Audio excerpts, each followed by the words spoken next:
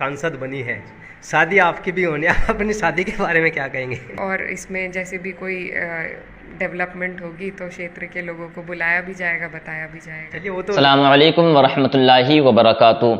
उम्मीद है कि आप सभी खैरियत से होंगे। अल्लाह पाक आपको खुश और आबाद रखे। देखिए, मोबाइल स्क्रीन पर आपको एक वीडियो नज़र आ रही है।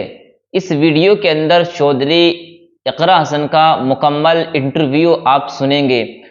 एंकर ने इनसे सवाल किए, इनसे शादी को लेकर के इन्होंने बड़ी तसल्ली बख्श उसको जवाब दिया, या अपनी कौम को लेकर के, या वो लोग जो इनके क्षेत्र के लोग हैं, या फिर जो किसान लोग हैं, उनके ताल्लुक से जब सवाल किए तो बड़े ही बेहतरीन अंदाज में इन्होंने सवालों के जवाब दिए और ये लोगों की आवाज़ को ऊपर तक ले जाने की कोशिश कर रही हैं। और इनकी आवाज़ से, इनके बातों से आपको यह अंदाज़ा होगा कि इनके दिल के अंदर आवाम का कितना दर्द है। और याद रखना, इसी तरह के लीडरों की हमारे मुल्क हिंदुस्तान के अंदर बहुत सख्त से सख्त ज़रूरत है। और ये पहली बार जो है वो सांसद बनी है, और पहली बार ये एक पहली ऐसी सांसद है जो इतनी ट्रेंडिंग में आई है, यानी इनके नाम के चर्चे पूरे मुल्क हिंदुस्तान के अंदर गूंज रहे हैं। इनको सारे लोग जानने की कोशिश कर रहे हैं ये हैं कौन। तो आप मुकम्मल इंटरव्यू इस वीडियो के अंदर जरा आप सुनिएगा। चलिए आप इस वीडियो को देखिए। हिंदुस्तान ही नहीं, दुनिया भर के लोगों में एक सवाल है 3 लोगों के ताल्लुक से, राहुल गांधी, सलमान खान और इमरान प्रतापगढ़ी। आखिर शादी क्यों नहीं कर रहे? देखिए भाई, उन दोनों से सवाल तो जायज बनता है। उनकी उम्र तो लगभग 50 के आसपास पहुंच रही। मैं तो अभी 32-33 साल का होने वाला हूँ, तो मुझमें तो अभी मतलब मेरे और उनके बीच में 17 साल का फर्क है, तो मुझे भी बहुत सारा वक्त है।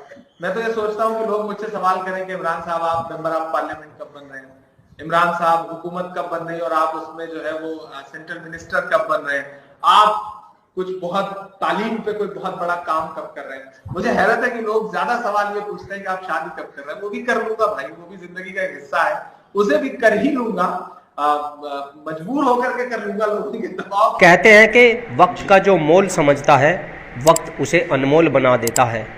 आज मैं जिस शख्सियत के पास बैठा हूँ वो किसी परिचय की मोहताज नहीं है।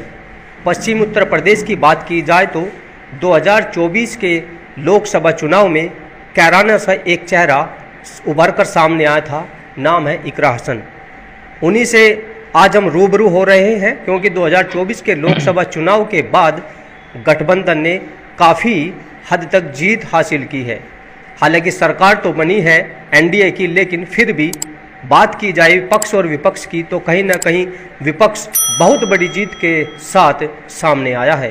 इस वक्त मेरे साथ कैराना से नव निर्वाचित सांसद इकरा हसन मौजूद हैं, उनसे बात कर लेते हैं। न्यूज़ 24 आपसे जानना चाहता है कि आप सांसद बनी हैं, इससे पहले किस तरह की दिक्कतों का सामना आपको करना पड़ा है? नहीं, देखिए 2 साल का हमारा जो कार्यकाल है, जब से मेरा राजनीतिक सफ़र शुरू हुआ है, जिन परिस्थितियों में शुरू हुआ, बहुत ही विपरीत परिस्थितियां थी। हमारे ऊपर झूठी कानूनी कार्रवाई सरकार द्वारा की गई और लगातार हर तरीके से खाते फ्रीज करना हो, चाहे भाई को जेल में डालना हो, और घर पर हर तरह की जो भी प्रयास ये लोग कर सकते थे हमें तोड़ने का इन्होंने किया। लेकिन उसके बावजूद हमें अपने लोगों का साथ मिला, उनके ज़रिए हमें हिम्मत मिली, और उसी का परिणाम है कि आज मैं सांसद के रूप में आपके सामने बैठी हूँ। तो ये ऊपर वाले का करना है और हमारे लोगों का साथ है कि इतनी विपरीत परिस्थितियों में भी सबने हमारा भरपूर साथ दिया और हमें मजबूत करा। अब हमारी जिम्मेदारी है कि हम अपने लोगों के लिए मजबूती से खड़े रहें। कहीं ना कहीं चुनाव में यानी कि आपके परिवार पर एक तरीके से प्रेशर रहा, फिर भी आपने जीत हासिल की, अपने भाई नाहिद हसन को आपने जिताया, तो उस समय भी क्या दिक्कतों का सामना रहा?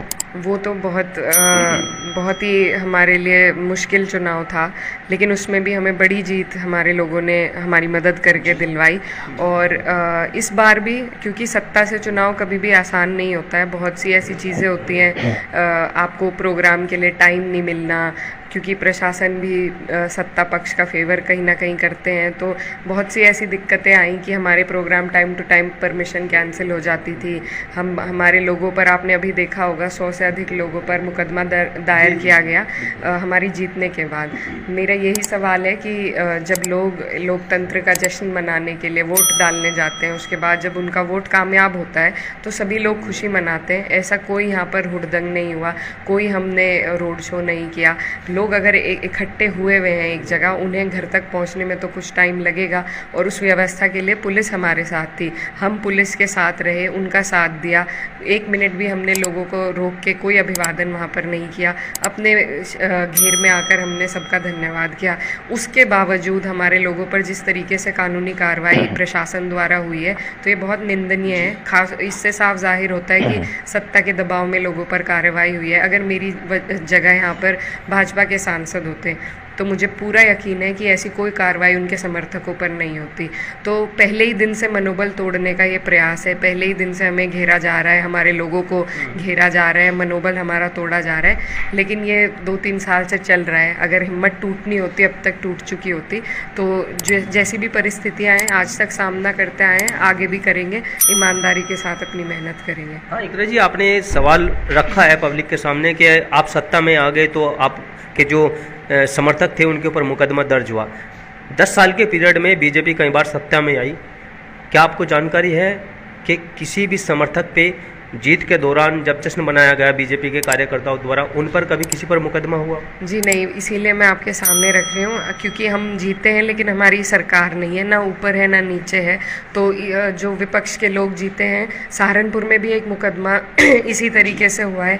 तो ये लोगों को ये दिखाने के लिए किया जा रहा है कि आपकी सरकार नहीं है, और सरकार का दबाव जो है वो आप प्रशासन पर इस माध्यम से देख सकते हैं। जो कई जगह जहाँ पर भाजपा के सांसद जीते हैं या जब भाजपा की सरकारें बनी हैं तो भी जश्न मने हैं, हमारे सामने मने हैं। कई जगह पर हमने तलवारों के साथ लोगों को बाइकों पर रैली निकालते हुए देखा है, लेकिन ऐसे लोगों के खिलाफ कोई किसी तरह की कार्रवाई कभी प्रशासन ने नहीं की। तो ये उनका पक्ष ये सत्ता पक्ष के तहत उनका जो अपनापन है या दबाव कह लीजिए, तो उसी के तहत इस तरह की कार्रवाई हो रही है। ये बहुत नाजायज़ है। जो हमारा प्रशासन है वो सभी के लिए है, उन्हें किसी सत्ता का प्रभाव मानने की इस तरीके से ज़रूरत नहीं होनी चाहिए लोकतंत्र में। लेकिन ये ऐसी चीज़ें जब सामने आती हैं तो बहुत अफसोस होता है। इसी तरह की चीज़ें हमारे लोकतंत्र को कमज़ोर करती हैं, तो ये बहुत अफसोस की बात है। इकरा जी, आपने जीत हासिल की है लगभग 70,000 वोट से, तो जीत का कारण आप क्या मानती हैं, क्या मुद्दे मानती हैं आप? देखिए, हमारे यहाँ पर हमारी जो सीट है ऐसी सीट है कि यहाँ पर आप किसी एक धर्म जाति के आधार पर चुनाव नहीं जीत सकते। तो मैं अपनी जीत का आधार यही मानती हूँ कि 36 बिरादरी ने और हर समाज के लोगों ने जो मुझे वोट दिया है, हर समाज और हर बूथ पर हमें जो वोट मिला है, तो वही इस जीत का कारण है। और ये जो भाईचारा बना है, ये मेरी सबसे बड़ी जीत है। चुनाव जीतने से भी ज़्यादा हमारे लिए अहम है कि ये जो आपस में हमारे लोगों का भाईचारा बना है, जिसको भाजपा हमेशा तोड़ने की कोशिश करती है, हमारे चुनाव के माध्यम से लोग नज़दीक आए हैं, भाईचारा बना है, उसको कायम रखना, उसको मजबूत करना, ये आगे हमारी जिम्मेदारी है। और ये बहुत हमारे क्षेत्र के लिए, हमारे प्रदेश के लिए, देश के लिए बहुत बेहतर संकेत है कि भाईचारा स्थापित हो रहा है। अब लोग मुद्दों पर जुड़ रहे हैं आपस में, और आपस में जो भेदभाव भाजपा फैलाती है धर्म के आधार पर, वो इस चुनाव में देखने को नहीं मिला। तो ये सबसे बड़ी जीत है। सबसे बड़ी जीत तो आपने बता दी इकरा जी, लेकिन सबसे बड़ा सवाल आपके सामने ये भी है कि बीजेपी की जब रैलियां हुई तब देश के प्रधानमंत्री, मुख्यमंत्री कई बार कैराना लोकसभा सीट पर आई, वो जीत हासिल यहाँ से नहीं करा पाई। तो आपने एक नहीं 2 बार जीत हासिल किया। एक तो आपने 4 जून को हासिल जीत कर ली है, लेकिन एक जीत आपने उससे पहले तब हासिल कर ली थी जब आपके साथ कैंपेन में कोई भी आपका बड़ा लीडर नहीं था। जी, देखिए, हमारी जो पार्टी है और हमारे जो शीर्ष नेतृत्व है, हमारे राष्ट्रीय अध्यक्ष जी, उनका भरपूर समर्थन और सपोर्ट हमें रहा। लगातार वो पूछते रहे किसी भी चीज़ की ज़रूरत हो, कोई भी मदद हो। और मैं सबसे पहले ये कहना चाहती हूँ कि मेरी जो यहाँ से जीत हुई है उसका सबसे बड़ा कारण ये रहा कि मुझे भरपूर टाइम मिला अपने क्षेत्र में इस कॉन्फिडेंस के साथ घूमने का, प्रचार करने का कि टिकट मेरा है। तो चाहे गठबंधन था, तब भी मुझे अध्यक्ष जी ने कहा था कि आप बेफिक्र होकर अपने क्षेत्र में काम करो, आप ही चुनाव लड़ोगे। जब गठबंधन टूटा उसके बाद उन्होंने दोबारा आश्वासन दिया। तो किसी भी चुनाव को जीतने के लिए टाइम की ज़रूरत होती है, और जब तक कन्फ्यूजन टिकट के लिए रहता है आदमी काम नहीं कर पाता। क्योंकि हमारी सीट पे ये कन्फ्यूजन उन्होंने 2 साल पहले ही क्लियर कर दिया था, तो मुझे वो उतना टाइम मिला कि मैं एक दिमाग के साथ अपने लोगों के बीच में जा सकी, अपने चुनाव का प्रचार 2 साल पहले से कर सकी। तो यही भी सबसे बड़ा कारण है, और इसका पूरा श्रेय हमारे राष्ट्रीय अध्यक्ष जी को जाता है कि उन्होंने पूरे कॉन्फिडेंस के साथ मुझे 100% तरीके से सपोर्ट करा। शुरू से ही मुझे बता दिया गया था कि टिकट चाहे गठबंधन से हो चाहे बिना गठबंधन के हो, तो ये बहुत बड़ी बात है। तो जब से ही हमें सपोर्ट मिल रहा था। रही चुनाव की बात, क्योंकि हमने इनकी स्ट्रैटेजी देखी थी भाजपा वालों की, ये बड़े बड़े नेताओं को यहाँ पर बार बार ला रहे थे, और कोई ऐसा नेता इनके, चाहे कैबिनेट के मंत्री हो, चाहे पड़ोस के मुख्यमंत्री हो, हमारे प्रदेश के मुख्यमंत्री हो, प्रधानमंत्री हो, सब कृषि मंत्री हो, क्योंकि ये हमारा वो तो लगातार क्षेत्र में ही रहे जी, गन्ना बेल्ट है, वो लगातार उन्होंने एक आम आदमी की तरह यहाँ पर प्रचार किया, तो सभी से मिले। तो उसका प्रभाव उसके प्रभाव का बदल हम नहीं दे सकते थे, लेकिन हम अपनी स्ट्रैटेजी बदल सकते थे। तो हमने वो करना बेहतर समझा। हमने अपनी मेहनत के माध्यम से उन्हें ये मैसेज देने का काम किया कि क्षेत्र में लोग 1 महीने के लिए बड़े चेहरे देखकर प्रभावित नहीं होते। लोगों को चाहिए कि लगातार उनके सुख दुख में, उनके काम में कोई जो जनप्रतिनिधि है वो उनके बीच में रहे, जो कि हमारे क्षेत्र में हुआ नहीं था। तो हम अपनी मेहनत के माध्यम से अपनी मेहनत के द्वारा ये जवाब देने का हमने कोशिश करी। आपने विदाउट बिग लीडर अपना कैंपेन किया है, तो क्या आपने कैंपेन के दौरान किसी बड़े लीडर्स को बुलाने के लिए कॉल किया था? जी बिल्कुल, हमारी डिस्कशन ज़रूर हुई थी इस पे, और सभी का, जो हमारे पार्टी के लीडर्स हैं, सभी की इसमें यही राय थी कि आप इसे इसी तरीके से रखें कैंपेन को, और यही हमारा एक सटीक जवाब होगा भाजपा के लोगों को। हमने बात की ग्राउंड पे जाकर के, काफ़ी लोगों का ये कहना था कि इकरा पढ़ी लिखी है।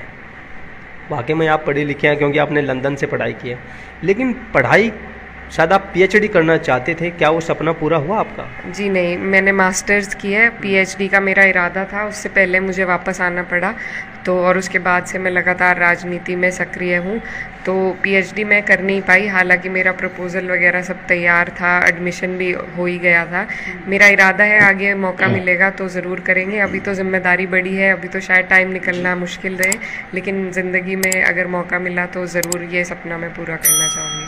अच्छा इकरा जी, ये कैंपेन में आपको एक कमी ज़रूर खली होगी, वो आपके फादर रहे हैं, क्योंकि राजनीतिक की बात की जाए तो मेन मुद्दा फादर का अगर साथ मिलता तो मज़ा ही कुछ और होता। जी बिल्कुल, देखिए ये जो हमारा क्षेत्र है, ये उन्होंने अपनी प्यार, अपनी मेहनत, अपने खून पसीने से यहाँ पर सींचा है और अपने लोगों का काम किया है। इतना कि आज भी 15 साल हो गए उन्हें हमारे बीच से गए हुए, लेकिन आज भी लोग उन्हें याद करते हैं। तो कोई खूबी उनमें ज़रूर रही होगी जिसको लोग भुला नहीं पाते।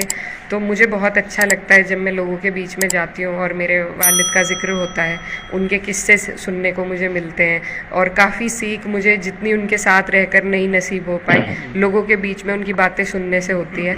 तो मेरा यही प्रयास है कि उनकी ये जो राजनीति का उन्होंने जो यहाँ पर जोत जलाई थी, उसको मैं जलाकर रखूँ, उनके नक्शे कदम पर चलकर उनके कामों को, और जिस तरीके से वो हमारे लोगों को जोड़ के रखते थे, उसी तरीके से मैं भी उनका नाम को आगे बढ़ाऊँ।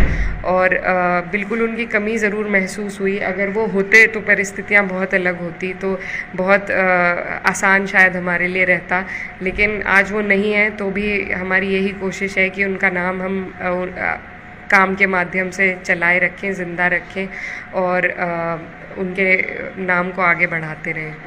आगे आने वाले विधानसभा चुनाव में कुछ समय बाद होंगे, आपको क्या लगता है कि जो स्ट्रैटेजी अब आपने तैयार की है, जिसका आपको भरपूर सहयोग मिला है, तो आने वाले विधानसभा चुनाव तक आप उसे कैसे लीड करके चलेंगे? देखिए, ये जो परिणाम हैं ख़ास तौर पर हमारी पार्टी के लिए बहुत ही अच्छे परिणाम आए हैं और बहुत शानदार हमारी पार्टी ने प्रदर्शन किया है। 37 सीटें हम जीते हैं और तीसरी सबसे बड़ी पार्टी समाजवादी पार्टी बनकर उभरी है देश में, तो ये पार्टी के लिए एक बड़ी उपलब्धि है। और इसी के तर्ज पे अगर देखा जाए तो हमें लगता है 27 में पार्टी सरकार बनाने का काम करेगी। हम लोग आज ही से मेहनत में लग गए हैं, अभी से सोच विचारों में सभी लोग लग गए हैं और इसका पूरा श्रेय हमारे राष्ट्रीय अध्यक्ष जी को जाता है। उन्होंने पीडीए का एक नारा दिया था जो बेहद कामयाब हुआ, उसी के तर्ज पर टिकट भी बांटे गए। तो यही जो पीडीए का नारा है, इसको आगे लेकर हमें लड़ाई लड़नी है, सामाजिक स्तर पर सामाजिक न्याय दिलाना है और संसद में भी आवाज़ इसी तर्ज पर हम सब उठाने का प्रयास करेंगे। और आगे भी हम पीडीए के नारे के तहत ही हम चुनाव भी लड़ेंगे और मुझे पूरी उम्मीद है हम सरकार बनाएंगे।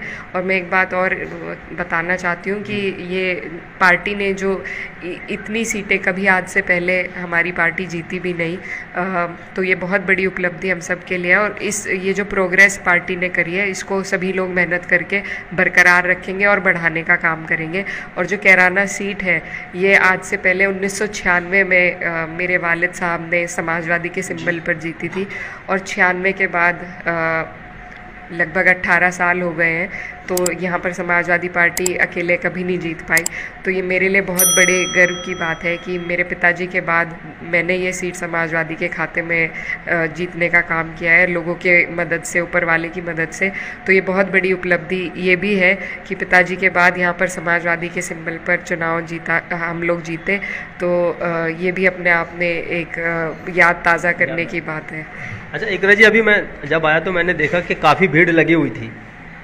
अभी आपने शपथ ली नहीं है, लेकिन समस्या सुनना शुरू कर दिया आपने, जनप्रतिनिधि आपके पास आने लगे हैं, तो मैंने देखा, अच्छा लगा। तो आप इसमें क्या मानते हैं कि शपथ लेने से पहले आपको जो जिम्मेदारी मिली है, आप उसको किस स्तर से निभाना चाहते हैं? देखिए, ये जिस दिन चुनाव संपन्न हुए थे उसी दिन से हमें उम्मीद थी कि हम जीतेंगे चुनाव, और उसी दिन से ये जिम्मेदारी का एहसास भी होना शुरू हो गया था कि ये बड़ी जिम्मेदारी है और बड़ी उम्मीदों के साथ लोगों ने वोट दिया है, तो उनकी उम्मीद पर रोज़ मेहनत करके ही हम खरा उतर सकते हैं। तो आज जैसा आप देख रहे थे, लोग आ रहे हैं। सिर्फ जो विकास कार्य हैं वो संसद का काम नहीं होते, रोज़ाना लोगों की जो दिनचर्या की समस्या होती है, किसी की बिजली की, किसी की पानी की, इस तरह की, किसी की ज़मीन की, तो उन समस्याओं में उनका समाधान कराना ये भी एक बड़ी जिम्मेदारी है। तो यही कोशिश है कि हर तरीके से हम जिस भी रूप में, जिस भी लायक हैं अपने लोगों के लिए उपलब्ध हो सकें, तो वही करने का प्रयास है। और आज से ही लगे हुए हैं जब से चुनाव का रिज़ल्ट आया है, और इसी तरीके से कार्य करने का प्रयास करेंगे। इकरा जी, आप घर में सबसे छोटी हैं, आपसे बड़े आपके भाई हैं नाई दसन, उनकी बजाय जिम्मेदारी अब आपके कंधों पे आ गई है, और सुना है कि नाहिद जी का रिश्ता भी तय हो गया है, ऐसा है या नहीं? जी, मेरे भाई जो हैं बड़े हैं और बड़ी जिम्मेदारी वो ही निभाते हैं। उन्हीं ने पूरा ये जो हमारी चुनाव के संचालक के रूप में उन्होंने काम किया, पर्दे के पीछे रहकर प्रोग्राम लगाना, सब किस तरीके से कहाँ कैंपेन करना है, क्योंकि वो इस क्षेत्र से मुझसे ज़्यादा वाकिफ़ हैं। वो यहाँ पर 2012 से सक्रिय हैं, तो उन्हीं के गाइडेंस में मैंने काम किया, ये प्रचार किया, तो इसका पूरा का पूरा श्रेय उन्हीं को जाता है। उनके चुनाव में क्षेत्र छोटा था, लेकिन अब क्षेत्र बहुत बड़ा था, उनके बिना मैं ये कभी नहीं कर पाती। तो उनकी गाइडेंस थी, उनकी सलाह और उनके निर्देश के अनुसार ही काम हुआ है, और बड़े वही हैं, जिम्मेदारी भी उन्हीं पर है। पद ज़रूर मुझे बड़ा मिल गया है, लेकिन इसमें भी वही मुझे गाइड करते हैं। तो जी बिल्कुल, ये जो पर्सनल बात है, डिटेल है, ऐसा है, और इसमें जैसे भी कोई डेवलपमेंट होगी तो क्षेत्र के लोगों को बुलाया भी जाएगा, बताया भी जाएगा। चलिए, वो तो नाहिद जी की बात हो गई, आप सांसद बनी हैं, शादी आपकी भी होनी है, आप अपनी शादी के बारे में क्या कहेंगे? जी, अभी ऐसा कुछ नहीं है, अभी तो हमारा सारा फोकस काम पे है, और जैसे ही कुछ तब्दीली होती है तो आप सबको इत्तला दी जाएगी। शादी तो करेंगे ना? जी इंशाल्लाह। जी, देखिए ऊपर वाले के हाथ है सब। जी चलिए, आप सांसद बनी हैं।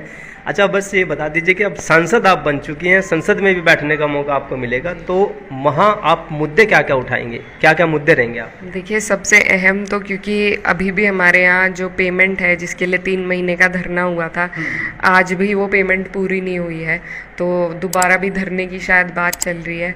तो मेरा प्रयास यही रहेगा कि सबसे पहले, क्योंकि हमारे यहाँ सबसे ज़्यादा किसान वर्ग के लोग हैं, हर समाज से हैं, हर जाति बिरादरी से हैं, धर्म से हैं, तो इस समस्या को सरकार इसका निस्तारण कर सकती है।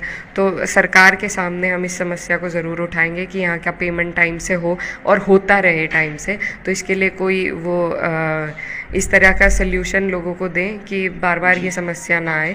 और इसके अलावा महिलाओं के लिए, महिलाओं की शिक्षा, उनकी स्वास्थ्य की भी एक बड़ी ज़रूरत हमारे क्षेत्र में है, तो उनके लिए मैं ज़रूर मुद्दा उठाना चाहूँगी। और शिक्षा का अभाव पूरे क्षेत्र में है एक तरीके से, तो वो एक बड़ा मुद्दा हमारे लिए है। फिर यहाँ पर काफ़ी लोग जो वित्त विहीन शिक्षक हैं और जो नौकरियों पर जो लोग थे, जिनको अब उस तरीके से उनकी सैलरी भी नहीं मिल पा रही है, संविदा के जो शिक्षक थे उन्हें उनकी नौकरियों से हटाया जा रहा है, अस्थायी नौकरी से हटाया गया है, तो उनका भी एक मुद्दा है। मुझसे मिले थे वो लोग, तो उनके मुद्दे को भी उठाया जाएगा। यहाँ पर एक मिल भी बनने की ज़रूरत है उन ब्लॉक में, तो वो एक मुद्दा है हमारे लिए।